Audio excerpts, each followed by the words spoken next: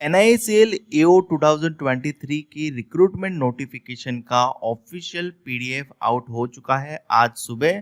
तो चलिए इसके बारे में डिस्कशन कर लेते हैं। टोटल वैकेंसी जैसे आप सबको पता था, तो यहाँ पे आपको टोटल वैकेंसीज दिख रही है। अब आपको कैटेगरी वाइज भी वैकेंसी देखने को मिलेगी, जहाँ पे रिस्क इंजीनियर्स की टोटल 36 है और ये बाइफर्गेशन है category wise. Same for automobile engineers, legal, accounts, health, IT and journalist. Total 120 है, जिसमें एससी के लिए 18 है, एसटी के लिए 9 है, ओबीसी के लिए 32 है, ईडब्ल्यूएस के लिए 12 है और यूआर यानी अनरिजर्व के लिए 49 है। कुल मिलाकर वैकेंसी सभी की मिला दी जाए स्पेशलिस्ट के साथ तो 450 वैकेंसी बन जाती है और कुल मिलाकर जर्नलिस्ट की वैकेंसी बन जाती है 184। इंपॉर्टेंट डेट्स के बारे में बात करें तो ऑनलाइन रजिस्ट्रेशन शुरू हो रहा है 1 अगस्त से लेके 21 अगस्त 2023, यानी लास्ट डेट है 21 अगस्त 2023। पहली जो प्रिलिमिनरी एग्जामिनेशन होगी वो 9 सितंबर 2023 को होगी प्रिलिमिनरी एग्जामिनेशन, और दूसरी जो मेन एग्जामिनेशन होगी जहां पे ऑब्जेक्टिव पेपर भी रहेगा, डिस्क्रिप्टिव पेपर भी रहेगा, वो 8 अक्टूबर सितंबर के बाद नेक्स्ट मंथ का टाइम दिया है पूरे एक महीने का, और 8 अक्टूबर 2023 रहेगी। इमोल्यूमेंट्स यानी सैलरी की बात करें तो यहाँ अप्रोक्सीमेटली सैलरी आपका बनेगा 80,000 इन मेट्रोपॉलिटन सेंटर्स, और अदर बेनिफिट्स जो भी रहेंगे आपके पीडीआर, पीएफ, आरडीए या LTS, medical benefits, group pension, accident insurance etcetera, वो सब कुछ तो मिलेंगे। एजुकेशनल क्वालिफिकेशन के बारे में बात करें तो 1 अगस्त 2023 के अनुसार आपको काउंट करना है, और जर्नलिस्ट स्ट्रीम के लिए एजुकेशनल क्वालिफिकेशन कैंडिडेट के पास होना चाहिए मिनिमम क्वालिफिकेशन जो है ग्रेजुएट या फिर पोस्ट ग्रेजुएट, यानी ये ऑब्लिक है तो और की बात चल रही है, मतलब आपके पास ग्रेजुएट होगा तो भी चलेगा या फिर पोस्ट ग्रेजुएट है तो भी चलेगा, कोई भी डिसिप्लिन में होना चाहिए, बट आपके पास ग्रेजुएशन होना चाहिए। परंतु यहाँ पे मिनिमम परसेंटेज क्राइटेरिया है और मिनिमम परसेंटेज होना चाहिए 60%, यानी आपने कोई भी स्ट्रीम से ग्रेजुएशन कर रखा हो बट आपका मिनिमम 60% है तभी आप आवेदन कर सकते हो। अगर ग्रेजुएशन में परसेंटेज 60 नहीं है बट पोस्ट ग्रेजुएशन में 60 है तब भी आप आवेदन कर पाओगे। और यदि आप SC ST PWBD कैंडिडेट है तो 55% से भी काम चल जाएगा। ठीक है, अब बात करते हैं स्पेशलिस्ट वालों के लिए कि क्या क्वालिफिकेशन रहेगा। तो रिस्क इंजीनियर्स के लिए यहाँ पे अच्छे से लिखा है इंजीनियरिंग ग्रेजुएट और post graduate in any discipline with minimum 60% marks and 55% for ST SC PWDB candidates. तो यहाँ रिस्क इंजीनियर्स के लिए आपको मतलब कोई भी इंजीनियर ग्रेजुएट है, मतलब एनी ग्रेजुएशन नहीं बट इंजीनियरिंग प्रेफरेबल है, प्रेफरेबल नहीं क्या इंजीनियरिंग ही मांगा है। ठीक है, तो इंजीनियरिंग विद 60% मार्क्स होना चाहिए।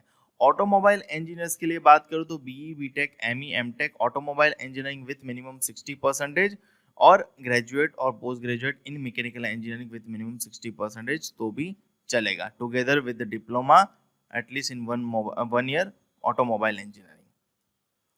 लीगल ऑफिसर के लिए ग्रेजुएट और post graduate in law, particularly law में होगा तभी आप आवेदन कर सकते हो। अकाउंट्स के लिए भी पर्टिकुलरली अकाउंट्स, चार्टर्ड अकाउंटेंट और ग्रेजुएशन और पोस्ट ग्रेजुएशन, सॉरी एंड लिखा है तो ये भी साथ में होना चाहिए। चार्टर्ड अकाउंटेंट तो होना ही चाहिए, साथ में ग्रेजुएशन या फिर पोस्ट ग्रेजुएशन भी होना चाहिए 60% के साथ।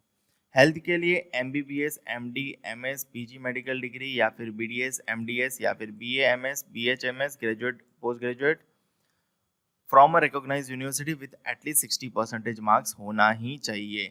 IT स्पेशलिस्ट के लिए बात करें तो BE BTech ME MTech in IT और कंप्यूटर साइंस डिसिप्लिन या फिर MCA किया होना चाहिए विद मिनिमम 60% मार्क्स और 55% of SC ST PWBD candidates. Age limit की बात करें तो 1 अगस्त 2023 के अनुसार आपका मिनिमम एज 21 साल का होना चाहिए और मैक्सिमम एज 30 इयर्स का हो तभी आप आवेदन कर सकते हो। एक दिन भी ज़्यादा नहीं चलेगा, एक दिन भी कम नहीं चलेगा। यहाँ पे एज लिमिट का भी बाउंड्री दिया हुआ है, यानी कैंडिडेट का बॉर्न 2 अगस्त 1993 की पर होना चाहिए या उसके बाद हुआ होना चाहिए, और कैंडिडेट का बॉर्न 1 अगस्त 2002 को हुआ होना चाहिए या उससे पहले हुआ होना चाहिए। एज रिलैक्सेशन की बात करें तो SC ST कैटेगरी वालों को 5 साल का, OBC कैटेगरी वालों को 3 साल का, पर्सन विद बेंचमार्क डिसेबिलिटी यानी दिव्यांग जन वालों को 10 साल का, एक्स सर्विसमैन का क्राइटेरिया है वो पढ़ के आप समझ लेना 5 साल का। यहाँ पे डिफेंस सर्विस पर्सनल के लिए भी है, जो डिसेबल्ड है उनके लिए 3 साल का, और existing confirmed employ of public sector general insurance companies including GIC and agriculture insurance company of India limited, उनके लिए एज ये जो एक्सटेंशन है, रिलैक्सेशन, वो 8 साल का है। सो सिलेक्शन प्रोसेस की बात करें तो यहाँ पे 3 फेज में सिलेक्शन होगा। फेज 1 होगा प्रिलिमिनरी एग्जामिनेशन, फेज 2 होगा मेन एग्जामिनेशन, फेज 3 होगा इंटरव्यू। प्रिलिमिनरी एग्जामिनेशन की बात करें तो इसका पैटर्न बाकी सभी बैंकिंग एग्जामिनेशन की तरह ही है। English language objective type question पूछे जाएंगे, 30 क्वेश्चन 30 मार्क्स, 20 मिनट्स का समय रहेगा। Reasoning ability 35 question 35 marks, 20 minutes का समय रहेगा। Quantitative aptitude 35 question 35 marks, 20 minutes का समय रहेगा। सो टोटल कुल मिलाकर आपके 100 क्वेश्चन बन जाएंगे, 100 मार्क्स बन जाएंगे और 20 यानी 60 मिनट टोटल आपको दिए जाएंगे। Candidates have to qualify in each state section by securing passing marks to be decided by the company, यानी सेक्शनल कट ऑफ भी है, ओवरऑल कट ऑफ भी है और अप्रोक्सीमेटली 15 गुना वैकेंसीज के मेंस एग्जामिनेशन के लिए शॉर्टलिस्ट किए जाएंगे। मेन एग्जामिनेशन की बात करें तो मेन एग्जामिनेशन में आपके 2 पेपर, मतलब पेपर साथ में ही रहेगा, एक ऑब्जेक्टिव टेस्ट रहेगा और एक डिस्क्रिप्टिव रहेगा। डिस्क्रिप्टिव के लिए आपको अलग से टाइम दिया जाएगा, यहाँ पे मेंशन किया होगा इन्होंने descriptive test. Descriptive test will contain 30 minutes duration with 30 marks will be test of English language. Letter write करना रहेगा 10 मार्क, ऐसे 20 मार्क का लिखना रहेगा और descriptive test will be in English and will be conducted through the online mode. और अगर exam pattern की बात करें मेन एग्जामिनेशन, तो मेन एग्जामिनेशन में रीजनिंग आपको 50 नंबर में पूछा जाएगा, टोटल 40 मिनट्स दिए जाएंगे। इंग्लिश आपको 50 नंबर में पूछा जाएगा, 40 मिनट्स दिए जाएंगे। जनरल अवेयरनेस आपको 50 क्वेश्चन पूछे जाएंगे, टाइम दिया जाएगा 30 मिनट और मैथ्स आपको 50 क्वेश्चन पूछे जाएंगे, टाइम दिया जाएगा 40 मिनट। टोटल हो जाएंगे 200 क्वेश्चन और टाइम हो जाएगा टोटल 150 मिनट्स। और स्पेशलिस्ट वालों के लिए एग्जाम पैटर्न सेम जैसा ही है, बस आपका एक सब्जेक्ट स्पेशलिस्ट जो है वो ऐड हो जाता है और वहाँ पे आपको अपने स्पेशलिस्ट सब्जेक्ट रिलेटेड क्वेश्चन आएंगे, तो आपको वो चीज़ करनी रहेगी। सो इस प्रकार से आपको स्पेशलिस्ट का भी पैटर्न देखने को मिल जाता है। डिस्क्रिप्टिव टेस्ट इसके बाद रहेगा, ऑनलाइन ही रहेगा, आपको कीबोर्ड की मदद से ऐसे लेटर जो भी पूछा जाए वो टाइप करना रहेगा। पेनल्टी रहेगा दोनों ही एग्जामिनेशन में, सो 1/4 आपका पेनल्टी गिना जाएगा। और थर्ड फेज है इंटरव्यू, फेज 3। और इंटरव्यू और एग्जामिनेशन, मेन एग्जामिनेशन और इंटरव्यू के मार्क्स का रेशियो रहेगा 75:25, यानी मेंस का जो भी मार्क्स आएगा उसको 75 के रेशियो में कन्वर्ट किया जाएगा और इंटरव्यू के जो भी मार्क्स आएंगे उसको 25 में कन्वर्ट किए जाएंगे और टोटल फिर जो मेरिट बनेगा वो 100 में से बनेगा। एप्लीकेशन फीस की बात करें तो SC ST PWBD कैंडिडेट के लिए 100 रुपया है प्लस इंक्लूसिव ऑफ GST और इंटीमेशन चार्ज ओनली, और बाकी सारे कैंडिडेट्स के लिए 850 रुपये हैं।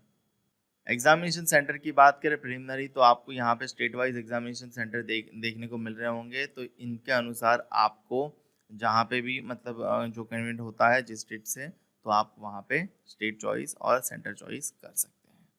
मेन एग्जामिनेशन का सेंटर आपको यहाँ पे दिख रहा होगा, जितने प्रीलिम्स होते हैं उतने ऑप्शन मेंस में नहीं रहते हैं, तो मेन एग्जामिनेशन का सेंटर आपको यहाँ पे एक बार देख लेना चाहिए ताकि आपको आइडिया आ जाए। ठीक है, अप्लाई करने का लिंक आपको ये रहा जो आपकी वेबसाइट पे मिल जाएगा, जब शुरू होगा तब स्टार्ट हो जाएगा मेरे ख्याल से। तो जब भी एक्टिवेट होता है फर्स्ट को, तो मैं आपको ये लिंक डिस्क्रिप्शन में दे दूंगा या फिर मेरे टेलीग्राम चैनल या फिर मेरे इंस्टाग्राम पेज पे मैं अपलोड कर ही देता हूँ। सो टेलीग्राम चैनल और इंस्टाग्राम पेज आपको मेरा ज्वाइन कर लेना चाहिए, जहाँ पे आपको काफ़ी सारा बेनिफिट हो सकता है। सो मुझे उम्मीद है कि आपको अच्छा लगा होगा, आपको समझ आ गया होगा। तो मिलते हैं अगले वीडियो में, और यदि आपका कोई भी डाउट रह गया हो तो आप मुझे कमेंट सेक्शन में कमेंट करके पूछ सकते हो। मिलते हैं अगले वीडियो में।